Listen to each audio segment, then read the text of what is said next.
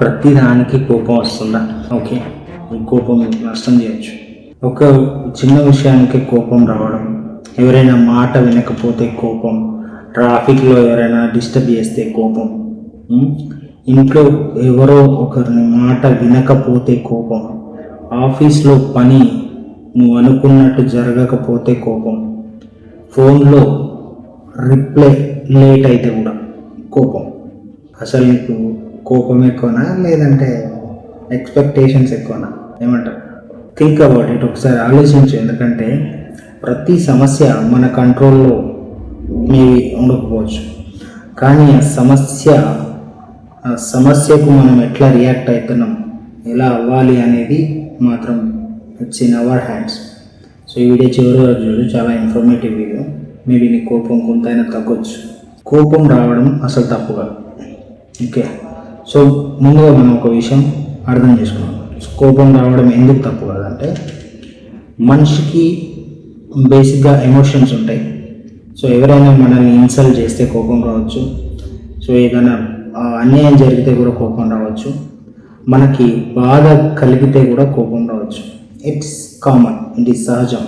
కానీ కోపం వచ్చిన ప్రతిసారి దాని ప్రకారం యాక్ట్ చేయడం చాలా ప్రమాదకరం. కోపం అనేది ఒక ఎమోషన్, కానీ ఆ ఎమోషన్తో మనం చేసే యాక్షన్ మాత్రం ఒక decision. You know, so you need to be handle it carefully.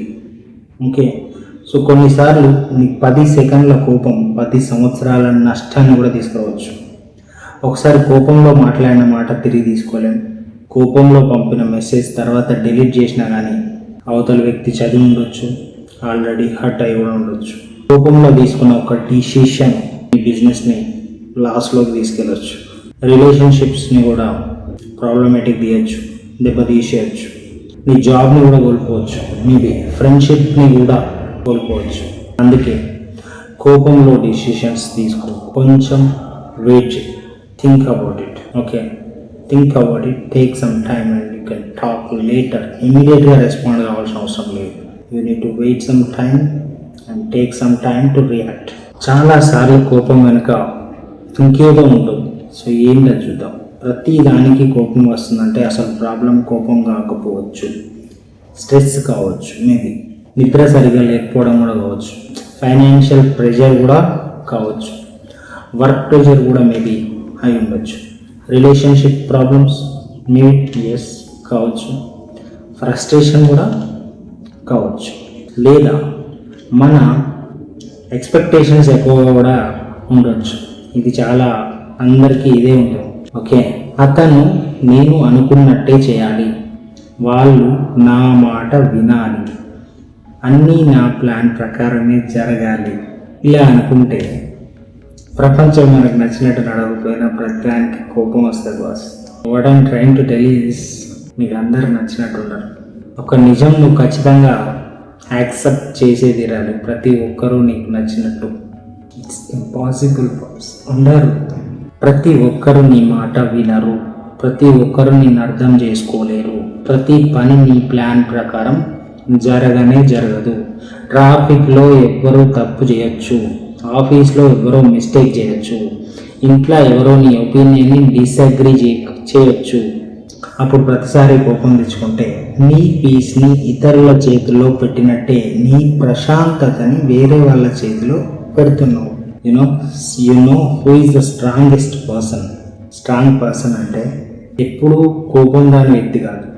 కోపం వచ్చినప్పుడు తనను తాను కంట్రోల్ చేసుకునే వ్యక్తి. ఎవరైనా ప్రొవోక్ చేస్తే వెంటనే రియాక్ట్ అవ్వకుండా నేను ఇప్పుడు ఎందుకు కోపంగా ఉన్నాను అని తనను తాను అడుక్కునేవాడు. కొన్ని సెకండ్స్ ఆగుతాడు, అవసరమైతే అక్కడి నుంచి వెళ్ళిపోతాడు, తర్వాత మాట్లాడతాడు.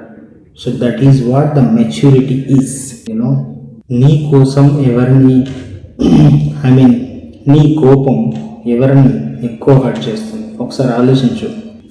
బయట వాళ్ళ మీద ఎవరి మీద నీకు కోపం వచ్చింది. సో ఇంటికి వచ్చినావు, ఆ కోపాన్ని ఫ్యామిలీ మీద చూపిస్తున్నావు. వాళ్ళ తప్పేంటి? వాళ్ళు ఏం చేసింది? ఏం లేదు. కానీ నీ కోపం వల్ల వాళ్ళు హర్ట్ అవుతున్నారు. చాలాసార్లు మనం బయట ఎదురైన సమస్యలకి ఇంట్లో వాళ్ళని పని చేస్తూ ఉంటాం. You know what, is it a true or not? It's really true. అది న్యాయం కాదు. నీ ప్రాబ్లమ్ని తప్పు వ్యక్తిపై వేయద్దు. సో దానికి రెస్పాన్సిబుల్ కాని వ్యక్తుల మీద నువ్వు ఇంపాక్ట్ని క్రియేట్ చేయద్దు. ఓకే, సో కోపం వచ్చినప్పుడు ఒక చిన్న రూల్ పెట్టుకో. ఓకే, తర్వాత సారి నీకు చాలా కోపం వచ్చినప్పుడు ఒక పని చేయి. సో 1 నిమిషం ఆగు. సో వెంటనే రియాక్ట్ అవ్వకు. సో దీంట్లో మనం స్టాప్ అనే ఫార్ములా STOP ఫాలో కావాలి. S అంటే స్టాప్, వెంటనే రియాక్ట్ అవ్వద్దు. T అంటే టేక్ అ బ్రీత్, 2 సార్లు డీప్ బ్రీత్ తీసుకో. O అంటే అబ్జర్వ్, నాకు ఎందుకు కోపం వచ్చిందని చూడు. P అంటే ప్రొసీడ్, తర్వాత మాత్రమే మాట్లాడి యాక్షన్ తీసుకో. ఒక చిన్న గ్యాప్ నీ జీవితంలో చాలా పెద్ద మిస్టేక్ని ఆపగలదు. It will control. So business and కెరియర్లో కోపం, దీని గురించి మాట్లాడాలి. బిజినెస్లో కస్టమర్తో కోపంగా మాట్లాడితే కస్టమర్ వెళ్ళిపోవచ్చు. ఎంప్లాయీతో ప్రతి చిన్న విషయానికి అరిస్తే టీంతో నీ పని చేయడం ఇబ్బంది అవుతుంది. పార్ట్నర్తో కోపంగా మాట్లాడితే ఒక మంచి రిలేషన్షిప్ పోవచ్చు. కెరియర్లో కూడా స్కిల్ కంటే యాటిట్యూడ్ కొన్నిసార్లు ఎక్కువ ప్రభావం చూపిస్తుంది. అందుకే లీడర్షిప్ అంటే అందరి మీద అర్సుడు కాదు, ప్రెజర్లో కూడా కామ్గా డెసిషన్ తీసుకోవడమే ఈజ్ లీడర్షిప్. ఓకే, సో నువ్వు ఒక చిన్న విషయాన్ని గుర్తుపెట్టుకోవాలి. ఏంటంటే నీ కోపాన్ని కంట్రోల్ చేయకపోతే నీ కోపమే నీ డిసిషన్స్ని కంట్రోల్ చేస్తుంది. Simple as that. నీ డిసిషన్స్ని, నీ రిలేషన్షిప్ని కంట్రోల్ చేస్తాయి. ఓకే, సో నీ రిలేషన్షిప్స్ నీ జీవితాన్ని ప్రభావితం చేస్తాయి. అంటే సో ఇప్పుడు ఏమంటావు అంటే ఒక చిన్న అన్కంట్రోల్డ్ ఎమోషన్ నీ మొత్తం జీవితంపై ఇంపాక్ట్ చూపించవచ్చు. అర్థమైందా? సో కోపం అనేది it is not necessary, it is not required to show, it is not damage other peoples. కాబట్టి కోపం రావద్దని నేను చెప్పట్లేదు. కోపం వచ్చినప్పుడు నీ మీద నీకు కంట్రోల్ ఉండాలి. ప్రతి విషయం మీద రియాక్ట్ కావాల్సిన అవసరం నీకు లేదు. ప్రతి మాటకు నువ్వు ఆన్సర్ ఇవ్వాల్సిన అవసరం అంతకంటే లేదు. ప్రతి ఆర్గ్యుమెంట్ని నువ్వు గెలవాల్సిన అవసరం అస్సలు లేదు. You are not required to win, you are not here to win. కొన్నిసార్లు సైలెంట్గా ఉండడం కూడా చాలా మంచి స్ట్రెంత్. ఎందుకంటే ప్రతి ఫైట్ గెలవడం గొప్ప కాదు, నీ కోపాన్ని గెలవడం గొప్ప. ఈ రోజు నుంచి ఎవరైనా నీకు కోపం తెప్పించినప్పుడు ఏం చేస్తావు చెప్పు, కింద కామెంట్లో పెట్టు. సో నేనేం చెప్తానంటే వెంటనే ఆన్సర్ ఇవ్వకు. ఒకసారి వెయిట్ చేయి, ఒకసారి ఊపిరి నేర్చు, ఒకసారి ఆలోచించు. ఈ విషయం 5 సంవత్సరాల తర్వాత కూడా ఇంత ముఖ్యమైన చాలాసార్లు ఆన్సర్ కాదు.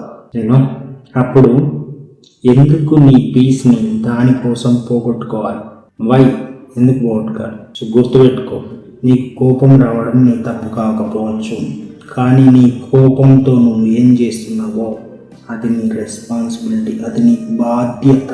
నీ ఎమోషన్స్ని కంట్రోల్లో పెట్టుకో, లేకపోతే నీ ఎమోషన్స్ నీ జీవితాన్ని కంట్రోల్ చేస్తాయి. నిజంగా నేను ఇది ప్రాక్టీస్ చేసిన తర్వాతనే నీకు చెప్తున్నా. I have learned a lot. నేను ప్రాక్టీస్లో పెట్టిన ఎమోషన్ని కంట్రోల్ చేసుకోవడం, కోపాన్ని కంట్రోల్ చేసుకోవడం చేసిన తర్వాతనే మీకు చెప్తున్నా. Nobody can disturb my peace of mind now. నేను ఆ ఛాన్స్ ఎవరికి ఇవ్వట్లేదు. So I'm peaceful. Okay, thanks. Subscribe for more videos.